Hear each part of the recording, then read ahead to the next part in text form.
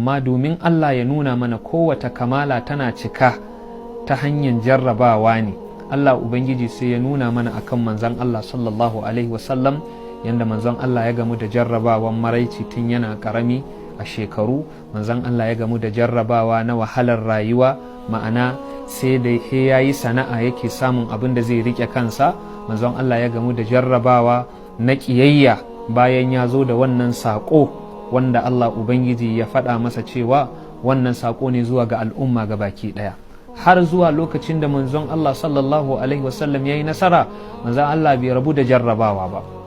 Shine abin da al-Imam al-Busiri yake cewa wa kafahul mustahzi'ina wa kam sa'a nabiyyan min qaumihi istihza'u kullu amrin naban nabiyina fashiddatu fihi mahmudatun wa rakha'u law yamassu an-nudara hunun minan nari lama ikhtira lin-nudari sila'u.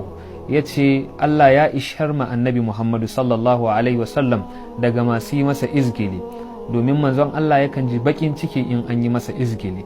Sai dai kuma duk abin da ya shafi annabawa na jarrabawa, to wannan jarrabawan ɗaukaka ne ga darajansu da girma, domin zinare idan an saka shi a wuta yakan tozarta ne, to da idan za a kera zinare ba za a kera shi da wuta ba, amma lokacin da ake so a yi ado da zinare sai a saka shi a cikin wuta.